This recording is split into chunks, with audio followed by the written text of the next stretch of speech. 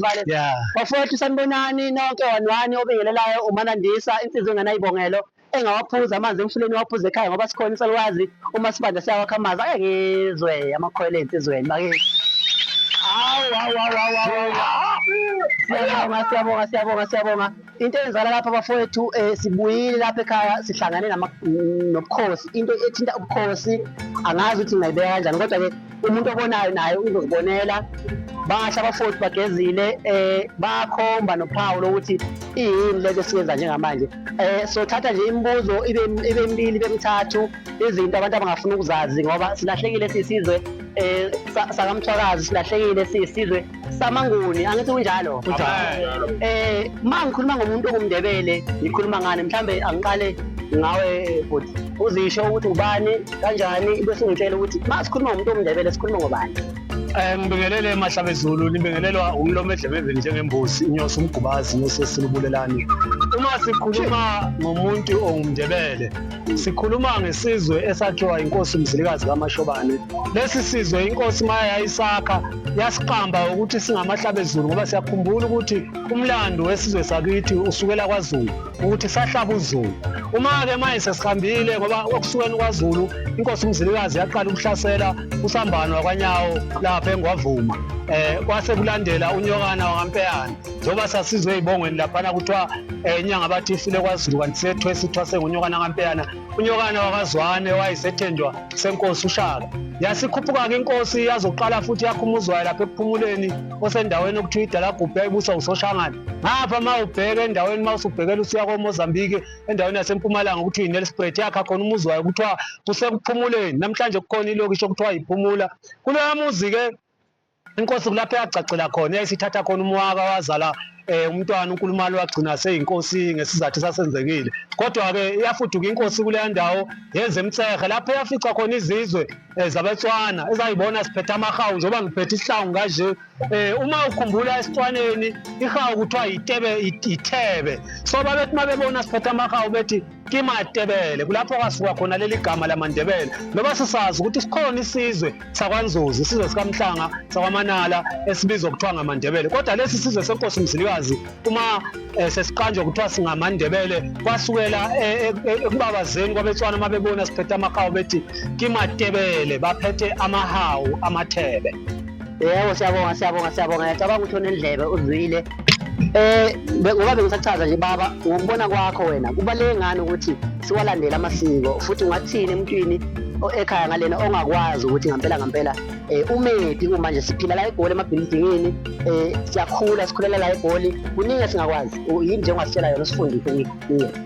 Lo okhulumayo umncede omnyama lo umfokazini lwayo osemawazi wangincede omnyama lapha emabuthweni.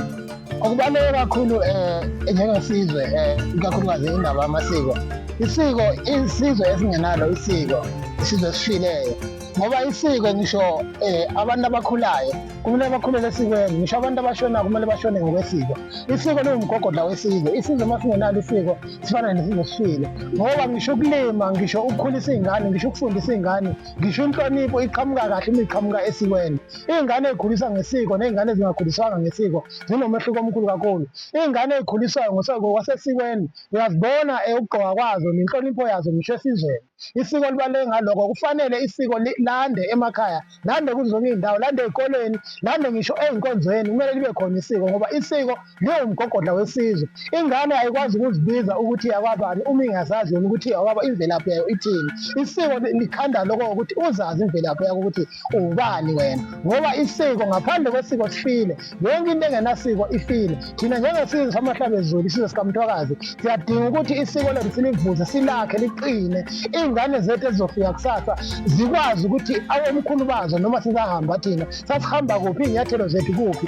Inkosi yethu umzilikazi kaMashobane yalikhanda isiko, yalakha kusuka kwaZulu kuze kufike namhlanje. Sisavuselela lona ukuthi ey'nyathelweni zakhe sibuyele emasisweni, sivuse isiko, sivuse inhlonipho, sivuse ukwazana. Iy'ngane ezincane lezi sezigcwele manje ukuganga nawo konke, zikuyeke lokho, zibuye esikweni, zizobona ukuthi ukuzakhela umlando kuyinto ebaluleke kangakanani. Awukwazi ukuthi emhlabeni musuhambile wena wakhe umlando omubi ngokuthi kade uqola abantu noma kade ubabamba inkunzi noma kade ubashaya, kodwa wehle ukwazi ukuthi umlando wakho usale waziwa njengokuthi ubengumuntu okade asenzela isizwe okuhle, ngoba ngalokho uyoshiya amagama abhalwe ey'ndongeni njengamagama ey'nkosi olobhengula kaMzilikazi, amagama olobhengula omzilikazi namagama wonke amakhosi, ngoba ukuze uzenzela igama libhale emlandweni ukuthi ugcina umlando wabokhokho bakho, nakuthi uwakhe isizwe, nanokuthi uhloniphe, nanokuthi wenze okuhle. Ngiyabonga. Siyabonga. Ngiyacabanga ukuthi umuntu olalele onendlebe uyayizwa lento oyishoyo. Bese kancane nje baba, ngifuna ungiphendulele lo mbuzo lo engizokubuza wona ngokukhulu ukushesha ukuthi nje kamfu. Ngoba ngiyabona ukuthi umdala kanti nenilo seziyashintsha manje ziba mhlophe. Imfihlo yakho ekuthenini ube umqemane nje, ngoba ngiyabona usemusha impela, singagijima sefika laphayana. Ngicela ungithathe emntwini omusha angaziphatha kanjani mhlawumbe ukuthi agcine efika kule age okuyo njengamanje. Okokuqala engingakusho ebantwini abancane abasha abasakhulayo, into yokuqala ukuze ukuthi uzukhule kahle, inhlonipho. Ayikho into edlula inhlonipho. Inhlonipho iqala ekhaya, izidlula ngaphandle. Okwesibili ukuyigwema ezintweni ezizokwenza ukuthi ugcine wena ulimele, njengokuthi uma usasemncane awugweme izinto ey'fana nophuzo, awugweme izinto ey'fana nokuthi ubheme izinto ey'bhenywayo lezi ey'limaza umqondo womuntu. Zijwayeze ukuyifaka ezintweni ezikuvocavocayo umzimba. Futhi nanokudla, mina ngiyakukhetha ukudla engikudlayo. Awukwazi ukudla ukudla okungakhona ukudla okhule ngakho. Uyabona umzimba unale nto esingathi thina siwumgogodla womzimba. Into ikhule bekuphuzisayo yona ekhaya ngoba bekudlisa yona usasemncane, kumele uqhubeke uyidle ukwakha lo mzimba wakho, ungawushiyekisi umzimba ukudla kwakho lo kade uwakha ngakho. Wena usuthathe okunye ukudla ukufake kulo mzimba, umzimba uzokhandeka usheshe uguge uhleke ukhathala. Ngiyabonga. Siyabonga. Esingaqedi kuwe baba, futhi ngiyabona ukuthi nentshebe impela, hawu nansi uyathinta le emadolweni. Lokho kodwa kuchaza lukhulu. Ungathini ngoba ngingakuzwa ukhuluma uthinta intsha kakhulu, yabona, intsha engayazi lento oyikhulumayo, yabona. Mina nonke siyathemba ukuthi niyayazi lento okhuluma ngayo, kodwa emuntwini omncane olingana nami nomncane kunami, ungathini nje kuye ekuthenini azibuyele emasisweni?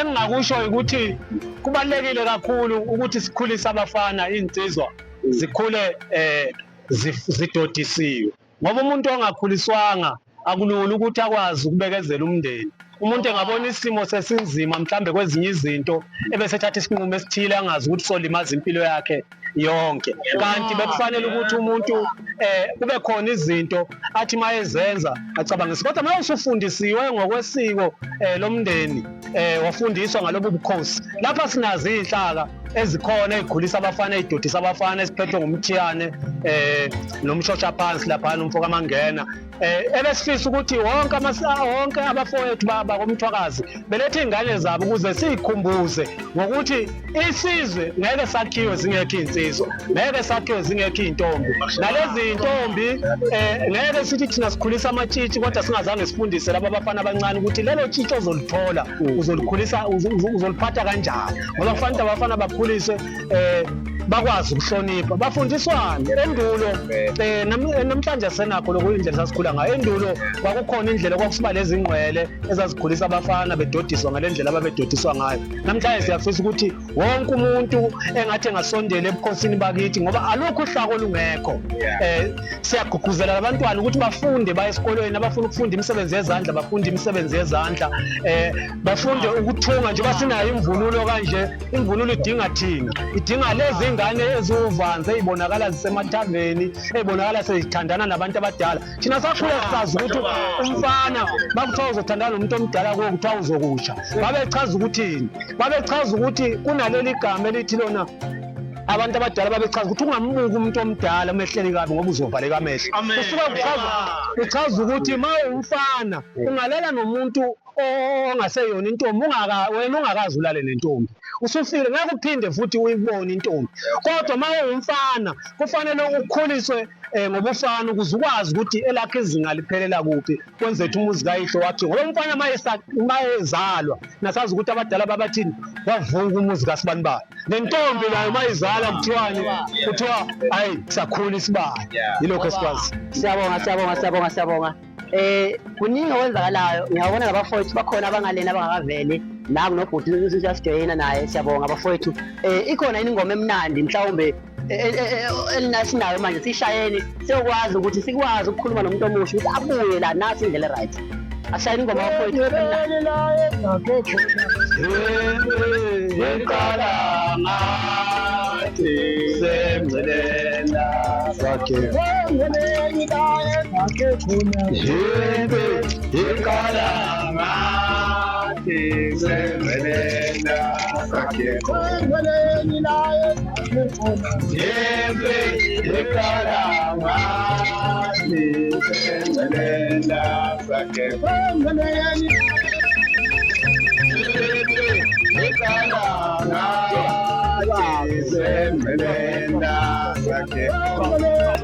Mina ngiyabingelela njalo esizweni sikaMthwakazi. Ngicela ukubana izinduna zonke zize ziphelele sikwazi ukuthi sizohlanganisa silungise lobu bukhosi bakithi ngoba sebukhona, abusahlehli abusabuyele emuva. Wozani ngobuningi benu zinsizwa, maqhawe namaqhawekazi, sukumani sakheni lesi sizwe. Mina nginguPrecious kaMuthi kaGcwensa kaNdimande. Inkaba yami ilapha koMahlaba ayithwale, kodwa mina ngakhe eNyathi. Zwile kodwa ke ngoba baningi obaba lapha, ngiyacabanga ukuthi nangu baba naye mhlambe engathi fahla azisho ukuthi ubani futhi nokuthi yena udlala liphi iqhaza lapha kulento yonke eyenzakala lapha. Angibingelele esizweni senkosi. Inkosi yakithi uBulelani kaLobhengula kaMzilikazi. Nami ngingomunye wamabutho ohlele eceleni kwami lapha inyosi. Inyosi le yangitinyela impela, ngathi nami ukusondela njengomuntu ongathi usemkanto ubomvu. Into ekhona lapha ngizomela amakhehla. Amakhehla akhona ngicela ukuthi ngikucacise nje ukuthi mawusuna 50 years usungenile emakhehleni woza ngapha sizolungisa isizwe. Phumani ezintweni ezidakayo bafowethu, sikwazi ukuthi sakhe isizwe njengoba inkosi seyikhona, umhlahlandlela sewukhona, sesikwazi ukuthi sikhuluma sisiyaphi namasihleli singamadoda ngaphansi kwesihlahla sikhuluma izinto zokwakha isizwe ukwenzela ukuthi abantwana sibashiye benendlela eqondile. mina ekukhuleni kwami ngangibona amakhehla ehlala ngaphansi kwesihlahla nginyenye ngihambe ngiyefika lapha ngizwe ukuthi bakhuluma ngani. Babekhuluma ngokuthi abantwana kumele sibakhulise ukwenzela ukuthi babelazi ikusasa labo, imvelaphi yabo, ukuthi basukaphi bayaphi. Ngoba lazi ikusasa lakho ukuthi lisuka la liyali. Asivuseleleni amasiko bafowethu ngoba isintu sesibuyile endaweni yaso. Thina sesiphelelwe ngumphako, besicela ukuthi makhehla libuye lisondele 60 years 50 years. Yiso isikhathi sokuthi sikhulise isizwe, ngoba mase udlule ku-60 ususiya ku-65 kusho ukuthi awusakwazi nokuthi uzocabanga uthini. Yikho laba abanye abaphetheyo lapha sebecabangela ezikhwameni zabo. Asilungiseni lesi simo, sisasenemicabango yethu isase-fresh, sikwazi ukuthi sikhulise isizwe. Sibaningi asithathe ngicabanga ukuthi yebo ngokugcina bafowethu athi fahla zisho ngubani neqhaza alibambileyo lapha. Ngibingelele esizweni senkanyambe emakhandakhanda esiphethwe inyathe emnyama yakithi emhlahlandlela ubulelani kalobhengula kaMzilikazi. Okhulumayo ngumqondisi wakofuzwayo eGwiji eNkayi ngaphansi kwenduna uNkalakatha. Mina ngiyinduna yamaguqa. Amaguqa la ngabafana abancane esibakhulisayo njengoba inyosi yesizwe laphana isikhulumile. Angeke ngande kakhulu ngamagama kodwa kungabafana esibakhulisela isizwe sakusasa. Engingakutsho ngikugcwalise ukuthi-ke ngizacela ukuthi abantu abafisa ukuthumela abafana ukuze bakhuliswe kahle, ngizacela basithinte kulezi namba. Ngisebenza lo baba uMangena ongamthola ku-06042000124. Mina ungangithola ku-062 866 ngiyabonga. Hayi bafowethu seyivali uhlelo sazoba no part 2 kunika sazoqhubeka. Siyabonga.